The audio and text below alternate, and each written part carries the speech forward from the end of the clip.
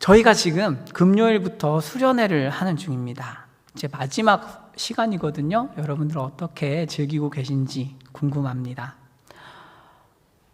오늘 오신 분들이 계셔서 좀 전체적인 이야기를 한번 하고 오늘 본문을 보면 좋겠어요. 사랑하는 여러분, 모든 사람은 그 포장을 어떻게 하든지 간에 사실은 구원을 얻기 위해서 살고 있다는 사실을 알고 계신가요? 종교적인 용어로는 구원이라고 하고 세상적인 용어로는 행복이라고 합니다. 행복을 얻기 위해서, 손에 잡힐 듯 말 듯한 행복을 얻기 위해서 사람들은 이것도 섬기고 혹은 이것을 가지려고 하고 저것도 가지려고 합니다. 그것을 돈이든 명예든 이성이든 쾌락이든 그 무엇이든지 그것을 가지면 구원을 줄 것 같아, 내게 행복을 줄 것 같아 라고 하는 것들이 사실은 우리가 모든 인간이 구원을 얻기 위해서 살아간다는 하나의 반증이라고 할 수 있습니다.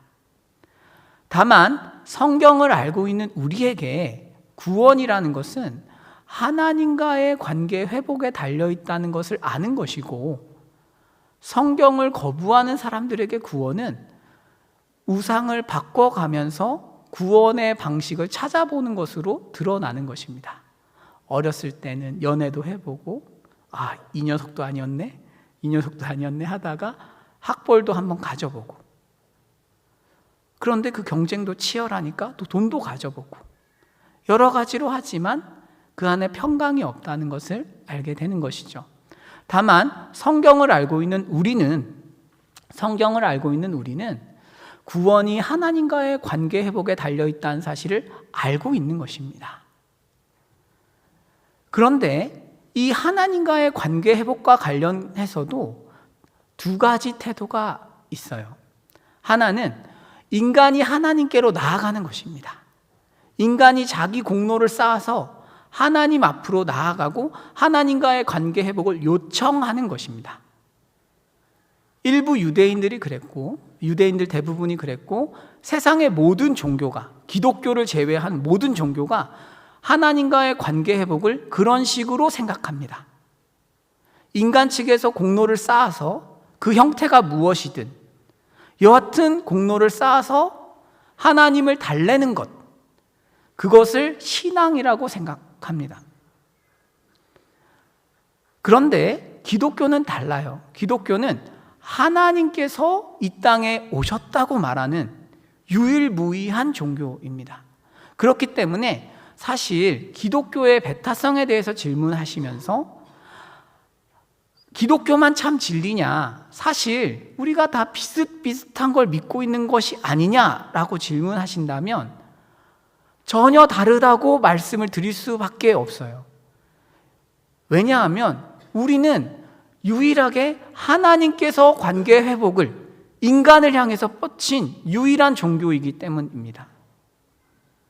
하나님이 우리에게 독생자를 주셔서 우리의 죄악을 십자가에서 대속하시고 이 땅에서 모든 율법의 의를 이루셔서 믿는 자를 의롭게 하신 것이죠. 그럼에도 불구하고 우리는 율법을 지켜서 자기 공로를 세워서 구원받으려고 합니다. 지금 저희가 이틀 동안 로마서를 보면서 어떤 것을 배웠는가 하면요, 첫째로 인간은 타락해 있기 때문에 타락한 인간은 거룩하고 의롭고 선한 율법을 만났을 때 있는 그대로 절대로 받아들이지 않습니다. 말하자면 사람은 다 자기 수준에서 생각하거든요. 자기 수준에서 이 정도를 요구하시는 걸 거야 라고 생각합니다. 오늘 제 조카가 초등부에 왔었거든요. 그러면서 제 조카는 이제 4학년인데요. 코딩을 해요. 코딩을. 공부는 하지 않아요. 코딩을 해요. 코딩을 열심히 해서 게임을 만들었다는 것입니다. 게임을. 엄청난 게임을 만들었대요. 그래서 보니까 커서를 막 움직이면 좌표가 바뀌는 거예요. 아무 게임이 아니에요. 그냥 움직이면 숫자가 바뀌니까. 이게 뭔지 잘 모르겠어요. 그냥 움직이면 숫자가 바뀌는데 우리 조카에게는 그게 게임인 거예요.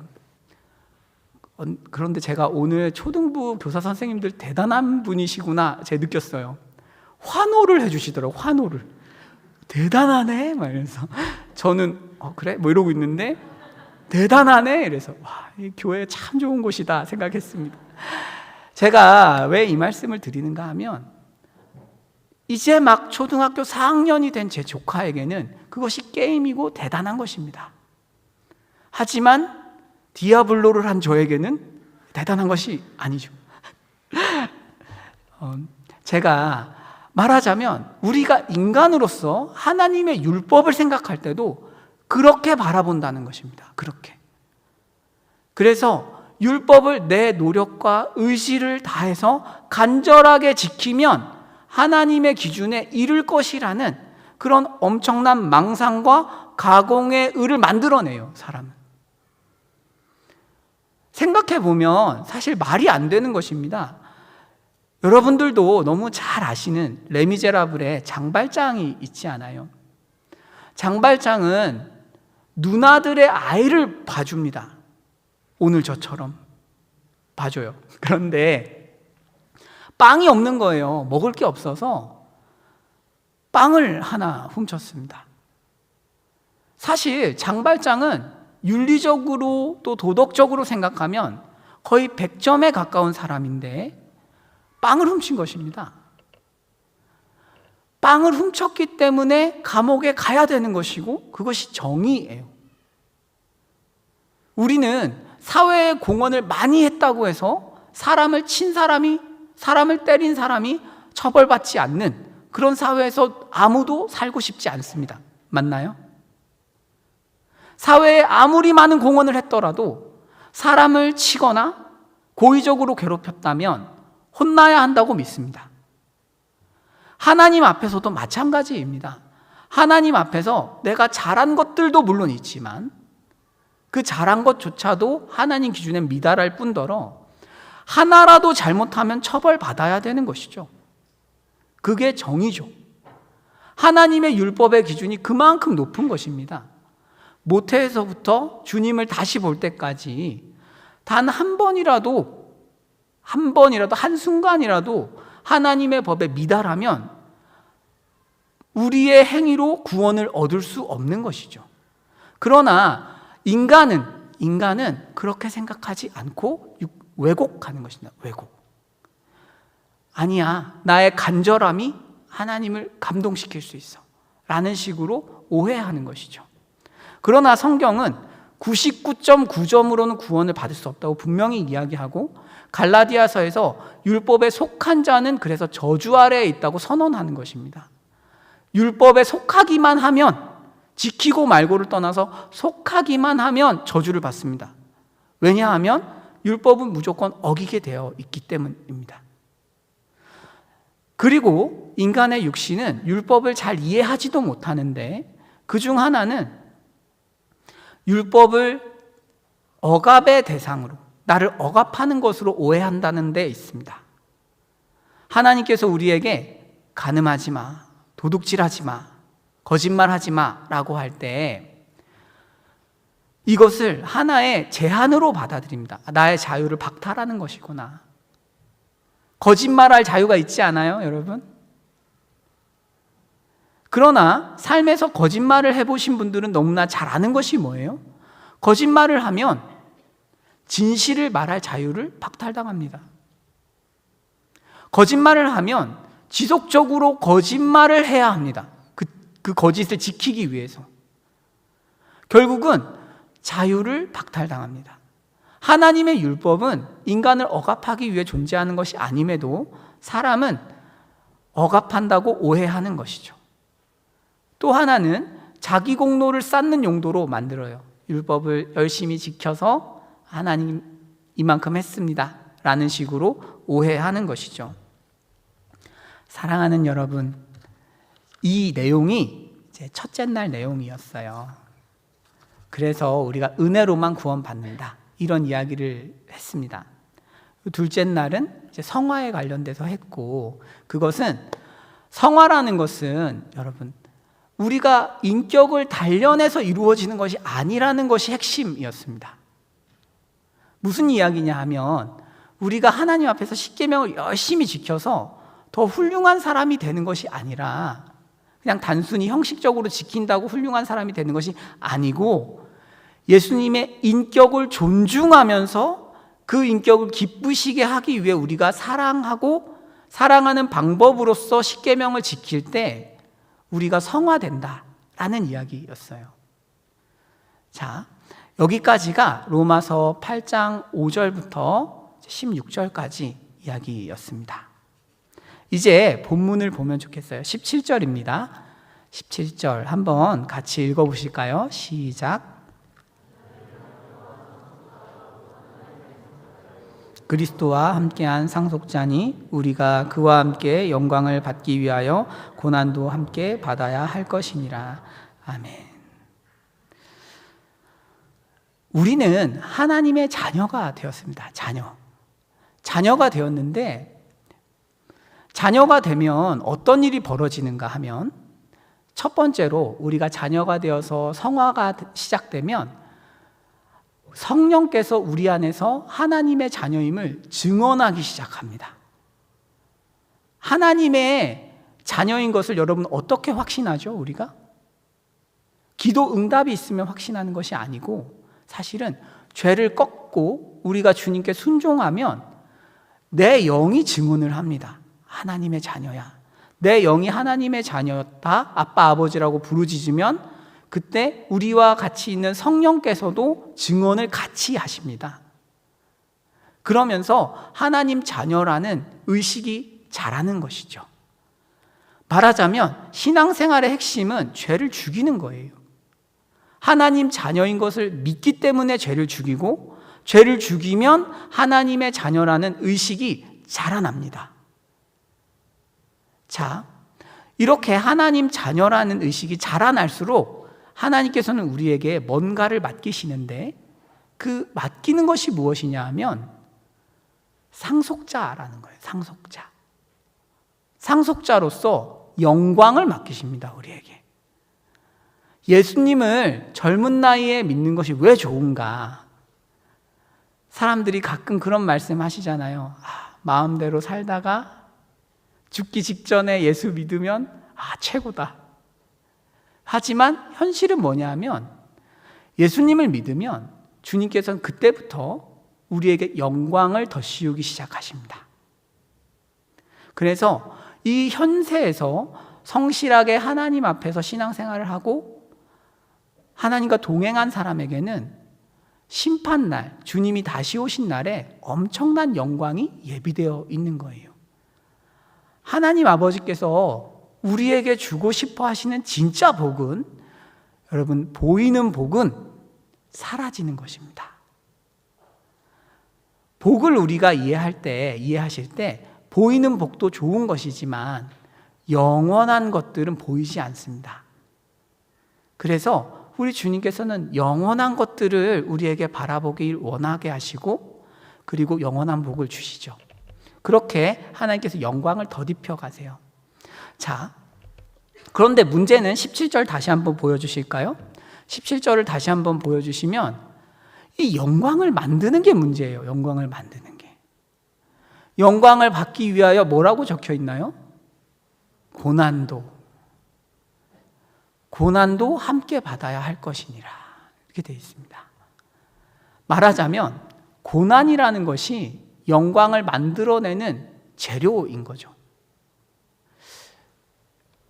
사랑하는 여러분, 혹시 욥기를 좋아하시는지 모르겠습니다. 저는 욥기를 읽을 때마다 사실 이런 생각을 해요. 무슨 생각을 하냐면, 제가 욥이면 고난도 안 받고 주님도 안 만난다는 거예요. 저만 나쁜 것 같은데. 자, 무슨 얘기냐 하면, 욥은 이미 부자예요. 그리고 이미 하나님에게 최선을 다하고 있고 경건한 사람입니다. 그렇기 때문에 욥이 나중에 더 부자가 되고 나중에 더 뭐 자식들을 얻는다는 것이 크게 의미가 없어 보입니다, 저에게는. 만약에 그 고난을 받고 이만큼을 얻을래? 아니면 고난 안 받고 그냥 살래? 라고 하면, 특히 자녀의 문제에 있어서는 그냥 있던 자녀들이 더 오래 살면 좋을 것 같아요. 그렇게 꼭 죽어야 되는 거 아닌 것 같아요. 문제는 뭐냐 하면 주님의 계획은 전혀 다른 거예요. 주님은 이 경건한 욥에게 영광을 더 씌우고 싶은 것입니다. 인간의 입장에서는 영광이라는 개념이 큰 문제가 아니에요. 그런데 하나님의 입장에서 인간에게 영광을 주고 싶어 하시는 것, 인간에게 영광을 더 씌우는 것은 굉장히 중요한 문제입니다. 왜냐하면 로마서에서 이렇게 적혀 있어요. 로마서 3장 20절 말씀. 모든 사람이 죄를 범하였음에 하나님의 영광에 이르지 못하더니. 말하자면 여러분, 영광에 이르지 못하는 것, 죄를 짓잖아요. 그러면 영광이 박탈당했다, 이런 얘기입니다. 이거 성경 예루살렘 버전으로 보면 박탈당했다 이렇게 돼 있어요. 영광을 완전 빼앗겼어요. 영광을 빼앗긴 것이 큰 문제입니다. 왜냐? 인간이란 존재는 원래 어떻게 되어 있냐면 시편입니다. 시편에 이렇게 되어 있어요. 그를 하나님보다 조금 못하게 하시고 영화와 종기로 관을 씌우셨나이다, 이렇게 되어 있어요. 여기서 씌우셨다라는 표현이 아타르라는 동사인데, 말하자면 이렇게 완전히 둘러 씌우는 것입니다. 인간이 원래 영광과 존귀로 뒤덮여 있는 존재거든요. 그래서 하나님께서는 우리에게 영광을 덧입혀 주시려고 고난을 주십니다. 유일한 방법이 고난을 주시는 것밖에 없어요.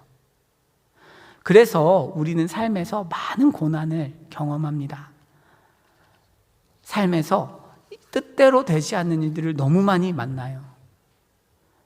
내 마음에 들지 않는 상사를 만나기도 하고, 나를 괴롭히는 동료를 만나기도 하고, 때로는 내 건강이 힘들기도 하고, 부모님이 마음에 들지 않기도 하고. 근데 그건 부모님 얘기도 들어봐야 되죠. 네, 그리고 내가 가진 조건들이 마음에 들지 않기도 하고, 나에게만 세상이 너무 가혹하게 여겨질 때도 적지 않습니다. 주위 사람들을 보면, 아니, 이 친구는 별다른 영광, 아니 별다른 고난 없이 잘 풀리는 것 같아요. 이상하게 내 인생은 그렇게 풀리지 않는 것 같습니다. 너무 고난이 많은 거예요. 그래서 우리는 하나님을 원망하기도 하고 어려워하기도 합니다. 하나님의 대답은 뭘까요? 그것을 통해서 영광을 만들고 있다는 것입니다. 오히려 그 수많은 고난이 더 많은 영광을 만들어내고 있기 때문에 그것을 신뢰하라는 것이죠. 우리는 세상 사람들하고 다릅니다. 알고 계신가요? 생긴 게 똑같다고 해서 동일한 존재가 아닙니다. 어떤 말씀인가 하면, 우리에게는 그리스도의 십자가로 말미암아서 하나님의 권능이 함께해요. 하나님의 권능이 함께한다는 것은 무엇이냐면, 우리의 모든 삶 가운데, 우리의 실수와 잘못 가운데에 하나님은 개입할 수 있어요. 그리고 그 문제를 완벽하게 해결하실 수 있습니다. 그것을 가지고 아주 아름다운 스토리를 만들어낼 수 있습니다. 굉장한 유익과 선을 창출해낼 수 있어요. 왜? 하나님이시니까요. 모든 일을 합력해서 선으로 만들 능력이 있으신 분이니까요. 우리는 그런 분의 손에 잡혀 있습니다. 그렇기 때문에 고난이 왔을 때 대하는 것이 다른 거죠. 고난은 사람들에게 절망의 표지입니다. 내가 뭘 잘못 살았구나, 내 죄 때문이구나, 혹은 내 실수 때문이구나, 절망의 표지이지만 우리에게는 고난이 영광을 고지합니다. 당신에게 영광이 오고 있습니다. 이 일이 지금 영광을 만들어내고 있습니다 라고 고지하는 것이죠. 최근에 이지선 교수님이죠, 이제 지선아 사랑해라는 책으로 굉장히 유명하신 분입니다. 어렸을 때 화상을 얼굴에 입으셔서 엄청난 고난을 받으셨어요. 그 예쁜 얼굴에 화상이 심하게 있어서 사실 하나님을 많이 원망도 했다고 합니다.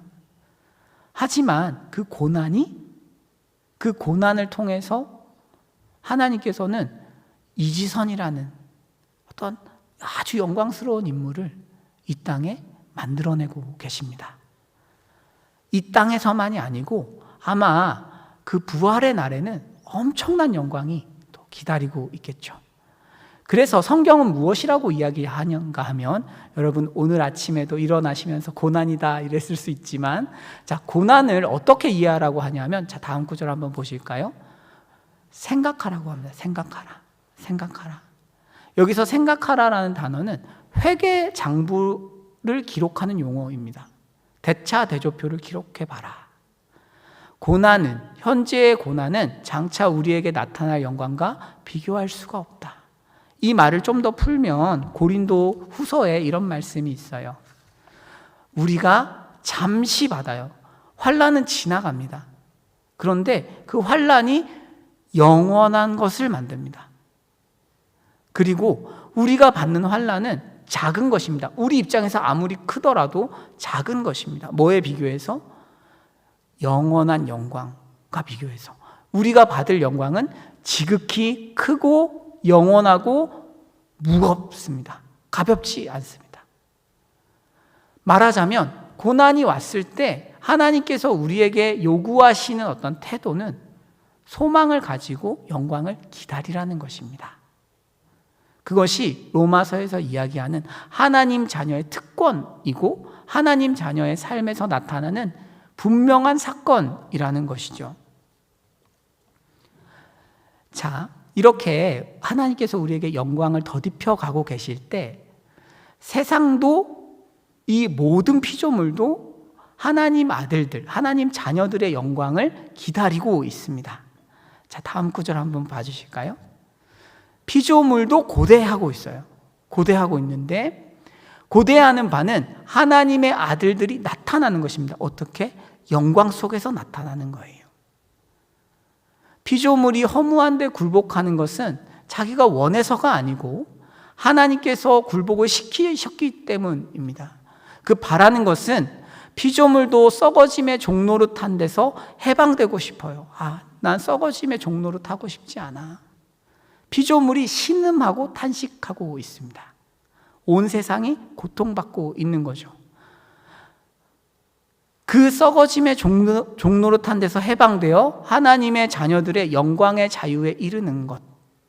그러면 피조물이 해방이 된다는 것이죠. 마지막 날 해방이 됩니다. 피조물이 다 이제까지 함께 탄식하며 함께 고통을 겪고 있습니다. 엄청난 고통을 겪고 있어요. 여러분, 피조물이 원래 존재한 이유가 뭘까요? 인간의 다스림 안에서 하나님의 영광에 기여하기 위함입니다.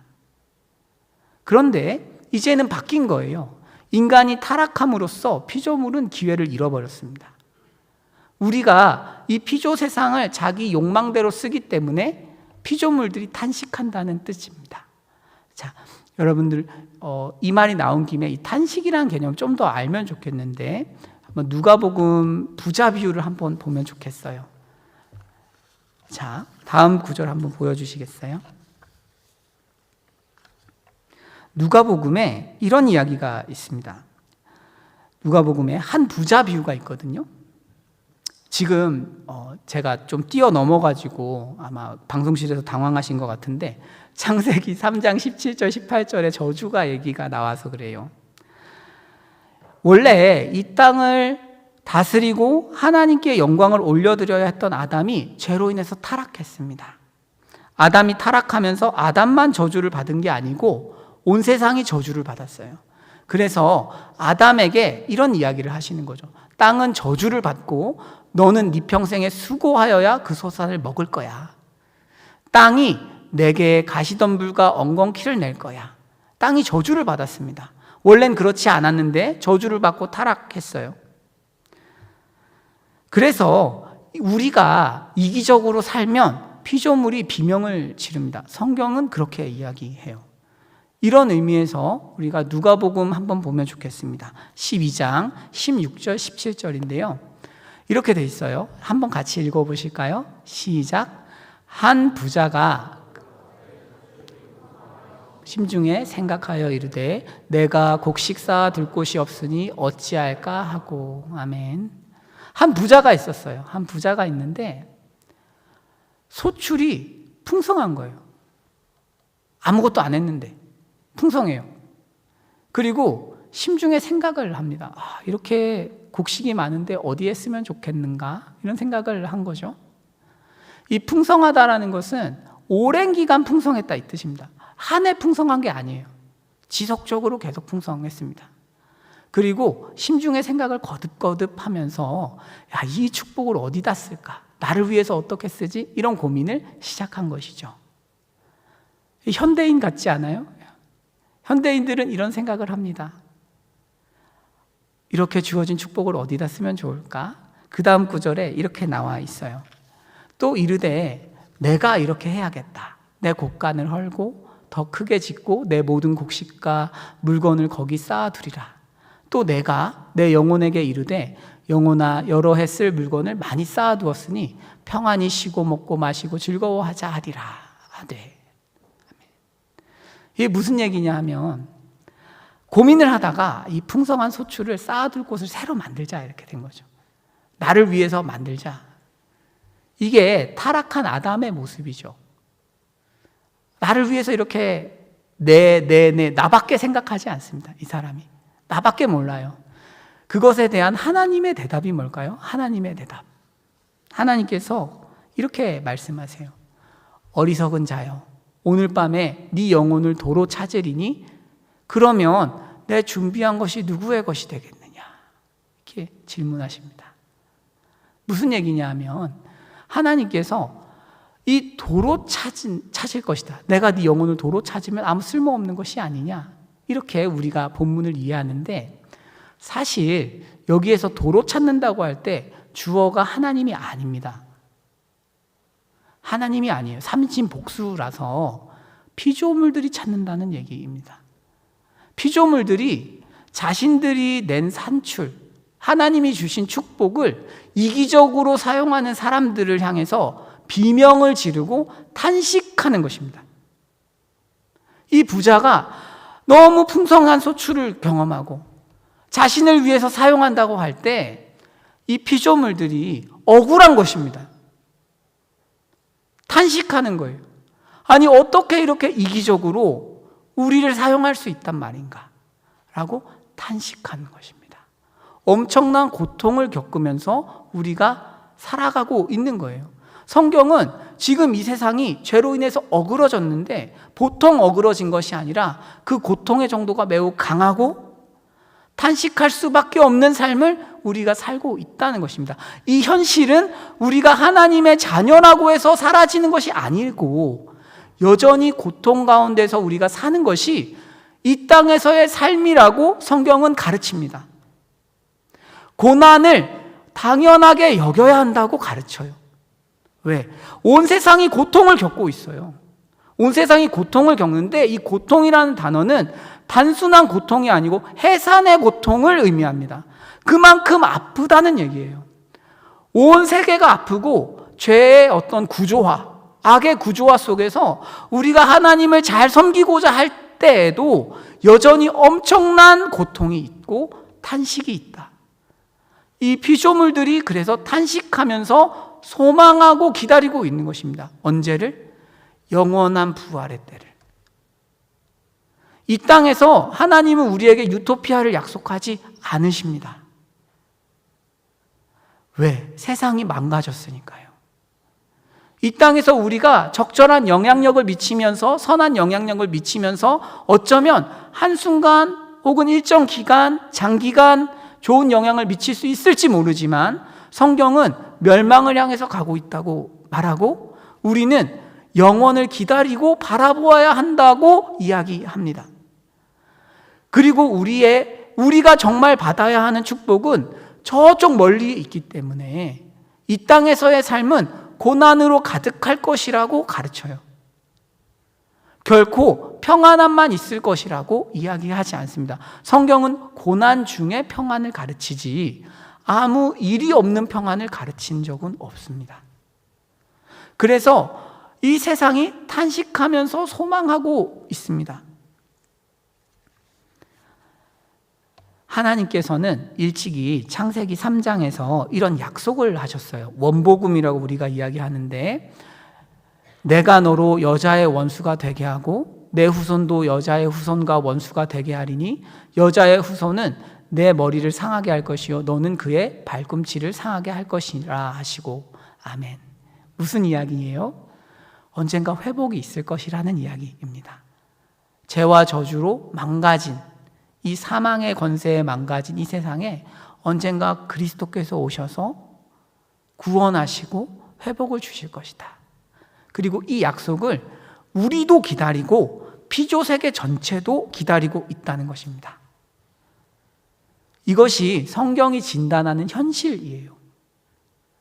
그래서 우리는 예수를 믿어도 고난받고 고통당하면서 장차 다가올 부활을 바라보는 것입니다. 성경은 로마서 8장 5절 1절부터 시작된 아주 영광스러운 복음의 약속들, 하나님의 자녀가 된 이 위대한 약속이 이 땅에서 완전히 성취되는 것이 아니라고 분명히 우리에게 경고하는 것입니다. 우리의 공로 없이, 우리의 노력 없이 하나님의 자녀가 되었습니다. 그리고 우리는 성령을 받았고 그 성령으로 몸의 행실을 죽이면서 살아갑니다. 그런데 그렇다고 유토피아가 있지는 않다는 거예요. 왜? 망가졌으니까요. 온 세상이 너무나 망가졌으니까요. 간혹 어떤 분들은 이렇게 물어보세요. 이렇게 내가 신앙생활을 너무 성실하게 잘하고 있는데 왜 하나님은 나에게 고난을 주실까요? 예상한 고난이면 참겠는데 상상을 넘는 고난들이 있지 않습니까? 내 예상을 훨씬 넘는 고난들을 우리는 세상에서 만난단 말이죠. 성경은 무엇이라고 이야기하나요? 제자 훈련을 받으면, 사역 훈련을 하면, 성경 대학을 하면, 혹은 소그룹을 열심히 하면 안 되던 취업이 된다. 물론 그런 경우들이 많지만, 또 일반적으로 하나님 복을 주시는 것도 사실이지만, 그것과 함께 우리 주님께서는 고난을 허용하십니다. 그리고 장차 다가올 미래의 영광을 갈망하라고 가르치시는 거예요. 이 땅에서 주님은 우리에게 모든 걸 절대로 주지 않으실 것입니다. 늘 연약하고 못나고 어떤 스트레스 받는 부분이 남아 있을 거예요. 사망의 권세가 우리 안에서 머무른다는 표현이 이상하네요. 사망의 권세가 여전히 우리에게 영향을 미치면서 우리를 괴롭힐 것입니다. 그래서 우리는 주님을 향해 가는 이 과정에서 많이 아프고 고통을 당할 것입니다. 그래서 성경은 우리에게 영원한 부활에 대해서 가르치면서 또한 이 태도를 유지하라고 가르치는데요. 23절입니다. 그뿐 아니라 또한 우리 곧 성령의 처음 익은 열매를 받은 우리까지도 속으로 탄식하며 양자될 것 곧 우리 몸의 속량을 기다리느니라. 아멘. 탄식하면서 소망하라는 것입니다. 탄식하면서 기다리라는 거죠. 주 안에서 사랑하는 여러분, 우리의 신앙생활은 끝없는 넘어짐으로 구성되어 있다는 사실을 잘 아실까요? 은혜를 받고 우리가 주님께 참 충성하고 싶지만 늘 몸이 연약하여서 우리의 죄성 때문에 우리는 뜻대로 내가 원하는 만큼 주님께 순종하지 못합니다. 나도 이런 내가 싫은데 어쩔 수가 없어요. 주님 앞에서 기도하는 게 편하면 좋겠는데 우리는 기도하려고 하면 되게 쉽지 않아요. 저는 아내와 13년을 만났어요. 10년 연애를 했고 3년 이제 같이 살고 있어요. 결혼을 해서. 저는 아내에게 요구하는 게 거의 없어요.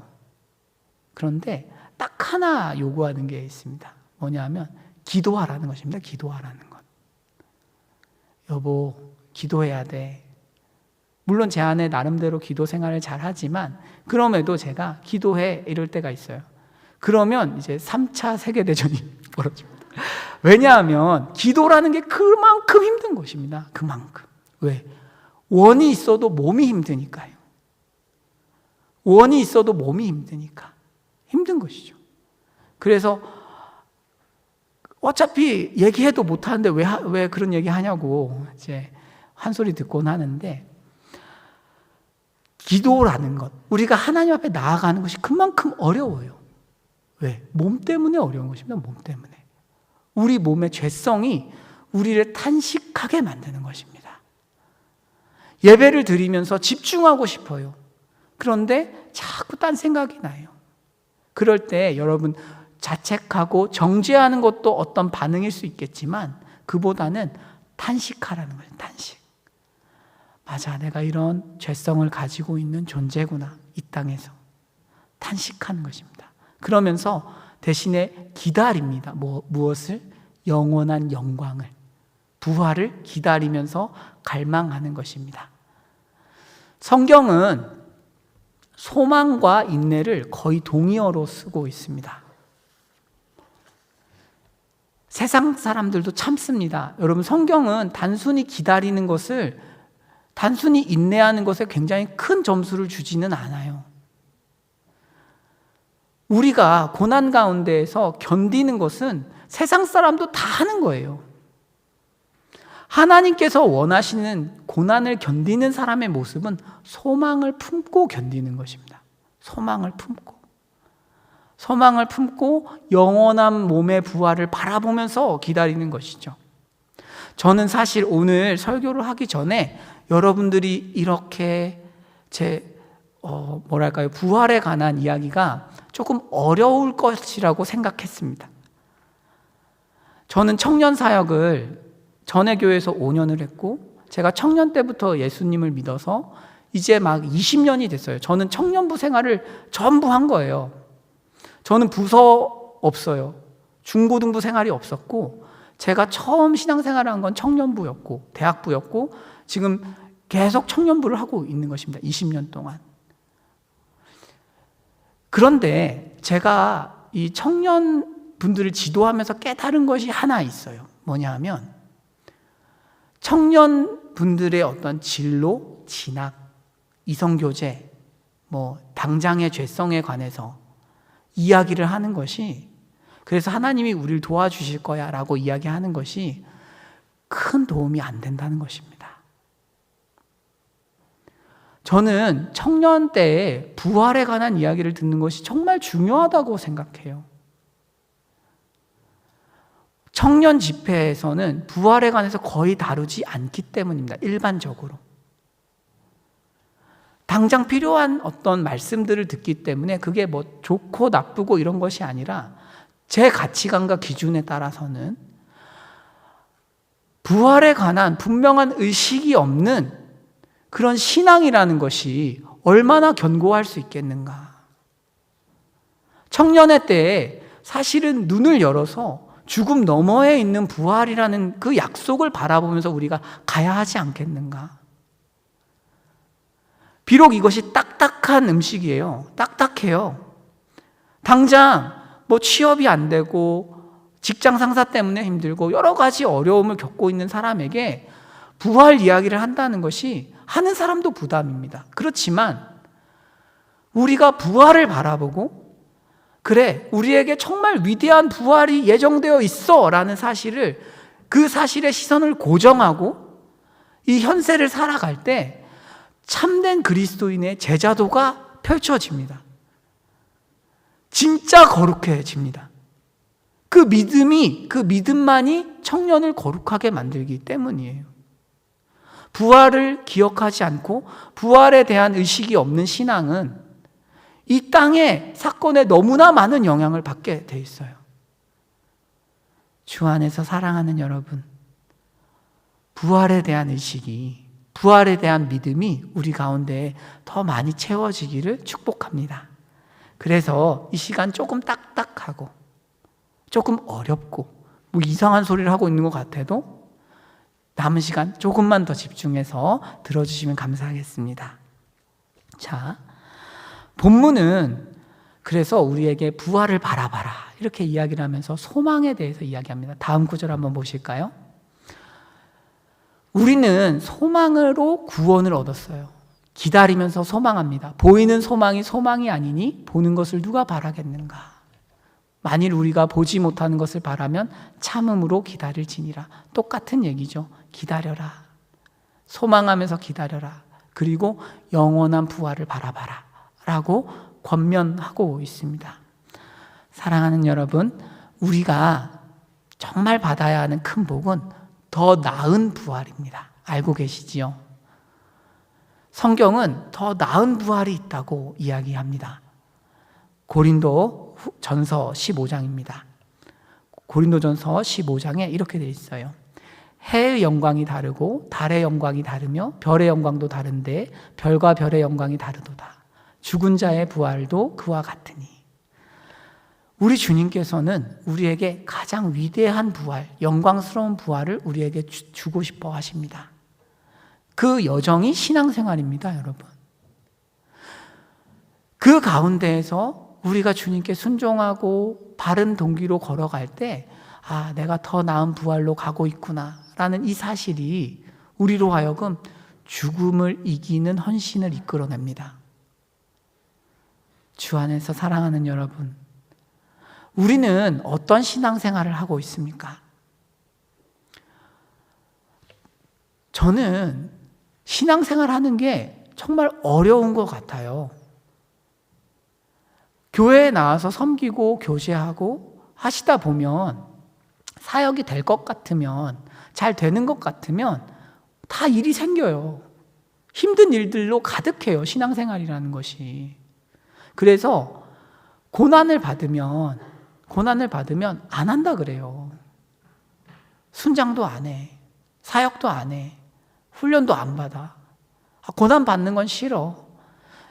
새로운 소그룹에 가는 것도 힘들어 하잖아요, 사실. 낯선 사람 만나는 것도 싫어. 고난 다 싫어. 나 고난 받으니까 내가 주님 안 섬기는 거 다 정당화되는 거야.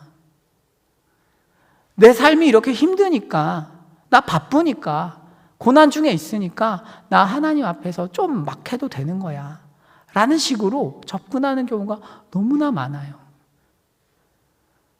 하지만 성경을 보십시오. 성경에 주님께서 우리에게 요구하시는 것은 고난이 당연하고, 오히려 그 고난 중에서 이루 말할 수 없는 소망을 품고 주님을 기다리라는 것입니다. 이것이 단순히 영원한 부활에 관해서만 이야기하면 사람이 지치니까 주님께서는 메타포로 우리 삶 가운데 참으면, 인내하면, 소망을 품고 인내하면 승리하는 경험들을 주십니다. 우리 공동체도 영원한 영광으로 가득하면 좋겠어요. 저는 올 한 해 제 목표는 리더들이 정말 고난을 두려워하지 않는 리더들이 되면 좋겠어요. 다 좋은 공동체를 꿈꾸잖아요. 전부 좋은 공동체를 꿈꾸고 그 안에서 하나님 일을 해야 되는데, 저는 리더분들이 힘든 걸 알지만 힘든 걸 당연하게 여기시면 좋겠어요. 하나님 일이 그럼 쉽겠습니까? 하나님 일을 하는데 이게 무슨 애 장난하는 게 아니에요. 그게 아니고 우리가 소꿉놀이 하는 것이 아닙니다. 교회는 편하게 받아들여질 수 있는 곳이지만 정말 한 영혼의 생사가 오가는 곳이죠. 내 섬김과 내 말 한마디가 어떤 사람을 실족하게 만들 수도 있고 영혼을 살릴 수도 있는 곳이죠. 그러니까 고난이 당연하지요. 리더를 생각할 때, 그 막중한 책임을 생각할 때, 맞아, 고난이 당연한 것이구나. 인간관계에서 어려움, 시간을 내는 어려움, 당연한 것이구나. 당연한데 이것을 통해서 하나님 영광을 만들고 계시니까 기다림으로 인내하시면 좋겠어요. 그래서 저희 공동체 가운데 리더라고 할 때 엄청난 존경이 있는 직책이 되면 좋겠어요. 지금도 이미 존경받고 계시겠지만, 그래, 저분들이 어떻게 저렇게 헌신하고 어떻게 사랑할 수 있을까? 어떻게 저 고난을 다 견뎌가면서 영혼을 섬길 수 있을까에 대해서 정말 인정받고 축복받는 그런 리더들이 되시기를 축복합니다.